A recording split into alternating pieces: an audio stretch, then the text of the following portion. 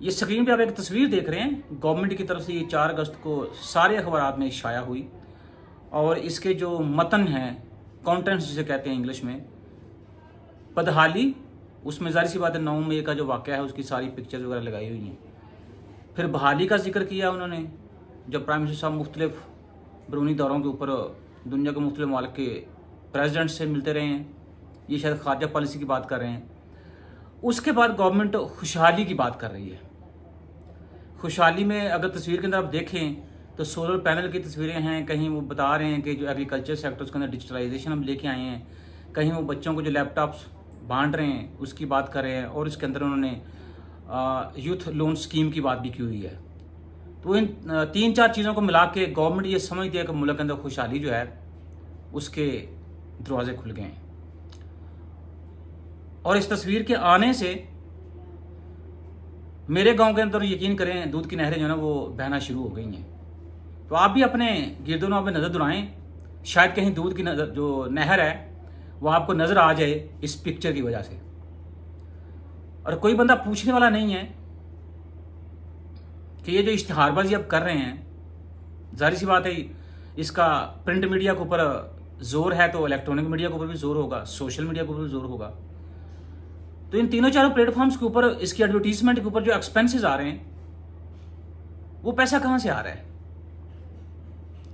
क्या वो गरीब आवाम का जो टैक्स शुदा पैसा है या टैक्स से जो आपने गरीब आवाम की जेबों से पैसा इकट्ठा किया है, क्या उसमें से ये एक्सपेंसेस जो हैं हो रहे हैं इस तरह के एडवर्टीजमेंट्स को?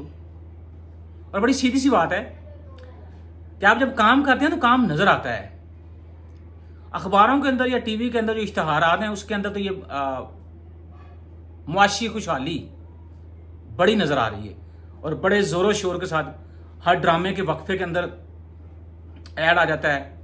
हर अखबार के फ्रंट पेज का जो बॉटम हाफ है उसके ऊपर इश्तहार आ जाता है। इसी तरह से मिलता जुलता एक और इश्तहार आप देखें, गवर्नमेंट ने 2 अगस्त को सारे अखबारों का जो फ्रंट पेज है उसके बॉटम पे लगाया, मतलब हाफ बॉटम जो उसके ऊपर लगाया, और उसके अंदर लिखा हुआ है कि मुआशी बदहाली से मुआशी इस्तेहकाम की जानब इत्तेहादी हुकूमत के 16 महीने। अब वो मुआशी बहाली क्या है उसमें बता रहे हैं जी, हमारे पास जो बजट FBR की महसूलात हैं उसके अंदर तकरीबन 16.6% इजाफा हुआ। इसी तरह जो प्राइमरी खसारा था वो कम होकर 112 अरब रुपये रह गया है। ज़र मुआवजा के ज़खायर जो 14 अरब से तजावज़ कर गए हैं। करंट अकाउंट खसारा जो है उसके अंदर 85% कह रहे हैं जी कमी हमने की है।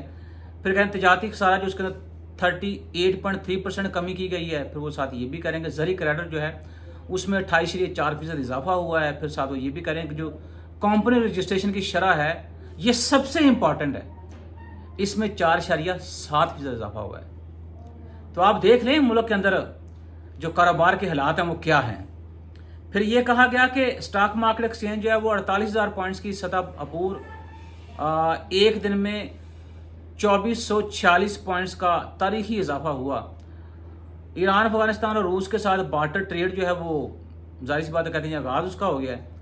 फिर साथ ये भी कहा जा रहा है कि IMF के साथ जो मुआहदे मुअत्तल थे वो भी हमारे कंटिन्यू हो गए हैं। गालबन वो ये जो स्टैंड बाय अरेंजमेंट्स है उसकी बात कर रहे हैं। तो जो इस पूरे दोनों तस्वीरों के अंदर एक जो बड़ा अहम उनसर था, कंपनी रजिस्ट्रेशन। इतना हेक्टिक सिस्टम है पाकिस्तान के अंदर। मैं पिछले 1 साल से, मुझे याद है जून में मैंने एप्लीकेशन दी थी, अब अगस्त आ गया है, मैं कंपनी रजिस्टर करवाने की कोशिश कर रहा हूँ, लेकिन अभी तक फाइल जो है मेरे तक फाइनली पहुंची नहीं है। और उसमें बड़ी मज़े की बात है, कंपनी खैर क्या है वो एक NGO है और सोशल वेलफेयर के लिए है। अब सोशल वेलफेयर के कामों की रजिस्ट्रेशन या जो NGOs हैं उनको रजिस्टर करवाने में इतना टाइम लग रहा है। तो आप देखें अगर किसी बंदे ने कारोबार करना हो और उसने कंपनी रजिस्टर करनी हो, वो चाहता है, उसका ज़मीर चाहता है कि मैं जो भी कारोबार करूं वो डॉक्यूमेंटेड हो, ताकि मैं कल को उसका ऑडिट कर सकूं, कल को मुझे टैक्स का पता चले, मैं टैक्स पे कर सकूं, मुझे क्या आमदन है, क्या मेरे अखराजात हैं। तो उसकी रजिस्ट्रेशन के लिए आप देखें कितनी तगदो करनी पड़ेगी आपको। जहाँ तक ये मुआशी बहाली की बात कर रहे हैं कि हमारे आने से मुल्क को 4 चांद लग गए हैं, बिजली की कीमतों में इतना ज़्यादा इजाफा हो गया है।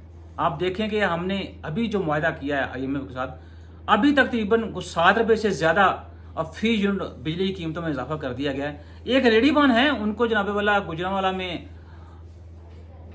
बिजली का बिल आ गया है। आलम चौक के रहायशी हैं और 60 साल उम्र उनकी, तालिब हुसैन नाम है उनका, और उनके घर में एक पंखा, 2 बल्ब और एक वाटर पंप चलता है, जिसका बिल उनको 27,000 रुपये आ गया।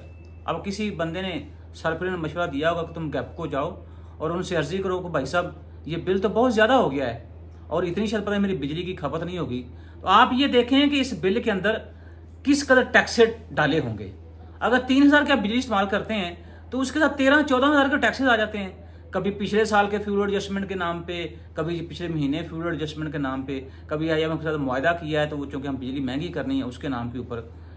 अच्छा, अब जब वो गैपको गया तो उसने अफसर से तरला मिन्नत किया होगा, तो अफसर ने कहा कि बाबा ये बिल आपको हर हाल में पे करना होगा वरना आपकी बिजली काट दी जाएगी। तो उस बंदे ने क्या किया कि बेटी की शादी की तैयारी कर रहा है, तो जिसके लिए उसने तराई कांटे खरीदे हुए थे, तो भाई साहब वो उसने फरोख्त किए और उसके बाद उसने बिजली का बिल अदा किया है। बात ये नहीं कि बिजली का बिल अदा हो गया है, बात ये है कि शायद वो सोच रहा होगा बैठ के कि भाई साहब अगला बिल जो है वो कैसे अदा करूंगा।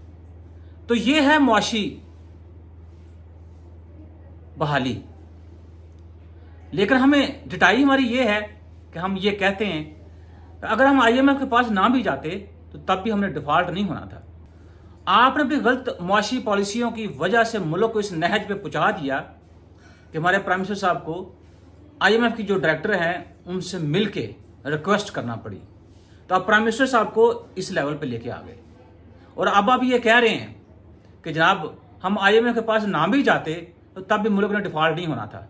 तो क्या ज़रूरत थी आपको IMF के पास जाने की? अगर आपके पास इतनी कैपेसिटी थी तो आपने पहले तो कोई वो क्या कहते हैं उसको जादूगर की छड़ी से या अलाउद्दीन का जो चिराग है उसके अंदर कुछ रगड़ा रुगड़ा तो नहीं है कि जिससे मुल्की मसले का हल निकल आए। तो आप पहले भी यहाँ पे थे, आप प्राइम मिनिस्टर साहब को IMF के डायरेक्टर के पास ना जाने देते ताकि प्राइम मिनिस्टर साहब को रिक्वेस्ट ना करना पड़ती। तो पता नहीं, मुझे तो ये ठगों वाली बात लग रही है कि सुबह आपका बयान कुछ और होता है, शाम को बयान आपको कुछ और होता है। और अगर इतनी मुआशी बहाली होती तो मुझे ये बताइए कि हमारे जो प्रेसिडेंट साहब हैं उनको पाकिस्तान एयरपोर्ट अथॉरिटी समेत 3 बिलों की मंजूरी करने की इतनी जल्दी क्या है? आप खुद ही तो कह रहे हैं कि हम एयरपोर्ट्स की आउटसोर्सिंग कर रहे हैं ताकि फाइनेंस आए। तो अगर आप ये समझते हैं कि आपको IMF के पास जाने की जरूरत नहीं थी तो ये जो मुल्की एसेट्स हैं इनको क्यों बेच रहे हैं आप? क्यों दूसरे कंट्रीज के हवाले आप कर रहे हैं? इसका मतलब ये हुआ कि माशी बहाली नहीं हुई। जो चीज़ें आप हमें अखबारों में, प्रिंट मीडिया के थ्रू, इलेक्ट्रॉनिक मीडिया के थ्रू, सोशल मीडिया के थ्रू कन्विंस करने की कोशिश कर रहे हैं। और जहाँ तक मुआशी बहाली की बात है भाई साहब, वो तो आप जब काम करते हैं तो वो मेरे ख्याल में उसका ट्रिकल डाउन इफेक्ट होता है। अगर आप काम करें सही नीयत से तो लोगों को खुद ही पता चल जाता है कि मुल्क वाकई रिवाइवल की तरफ बढ़ रहा है। और मेरे ख्याल में जो अभी सिचुएशन है मुल्क की, उसमें तो हम डे बाय डे पीछे जा रहे हैं। और अब आपके इन बयान से मेरे जैसा निकम्मा आदमी तो मेरा ख्याल कन्विंस होने से रहा। और मुआशी बहाली का असर आप देखिए कि पिछले तकरीबन 9 माह में 2023 के अंदर चीनी की कीमत है उसमें 59% इजाफा हुआ है, सिर्फ चीनी की कीमत के अंदर। दवाइयों का आप खुद देख लें, जो आटे की कीमत है उसके अंदर किस कदर इजाफा हुआ है उसकी परसेंटेज आप निकाल सकते हैं। बाकी जो लवाजमत ज़िंदगी हैं उनकी कीमतों में इजाफा किस कदर हुआ उसका आप परसेंटेज खुद निकाल सकते हैं।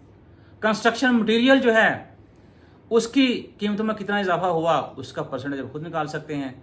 दूध की कीमतों में कितना इजाफा हुआ उसका परसेंटेज आप खुद निकाल सकते हैं। तो इस तरह और बहुत सारी ऐसी चीज़ें हैं कि जिनको देखा जाए, खासकर बिजली की कीमतों में इजाफा कितने % हुआ उसका आप खुद देख सकते हैं। और अभी पिछले हफ्ते गवर्नमेंट ने जो इससे 1.5-2 महीना पहले थोड़ा थोड़ा रिलीफ दे रहे तेल की कीमतों को कम करके 20 रुपये फी लीटर तेल की कीमतों में इजाफा कर दिया है, वो भी परसेंटेज खुद निकाल लें, आपको पता चल जाएगा। अब पहले 2-2.5 माह इस बात के ऊपर शोशा छोड़ा गया कि रशिया के साथ हमने तेल सस्ता खरीद लिया है, तो जुलाई तक जो है पाकिस्तानियों को वो सस्ते तेल के रिलीफ मिलना शुरू हो जाएंगे।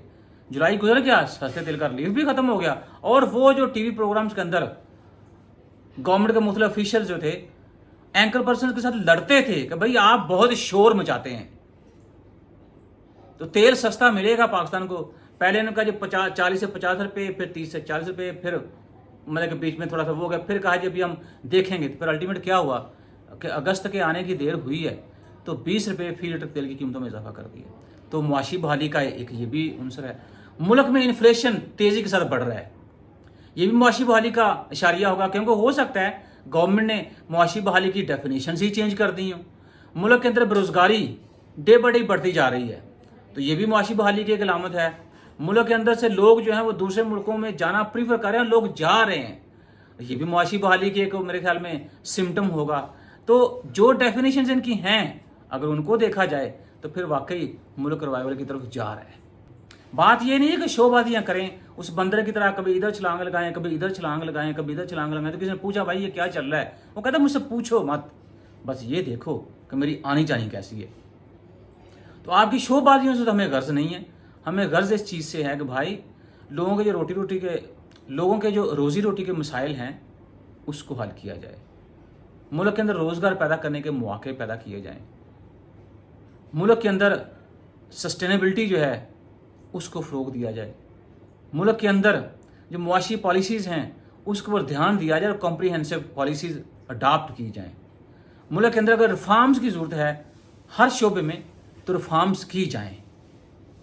मुल्क में सिक्योरिटी के मसाइल हैं उनका हल निकाला जाए। हर वो पॉसिबल कोशिश करनी चाहिए जिससे इन्फ्लेशन जो है कंट्रोल में रहे, ना कि कंट्रोल में रहे, इन्फ्लेशन कम से कम हो।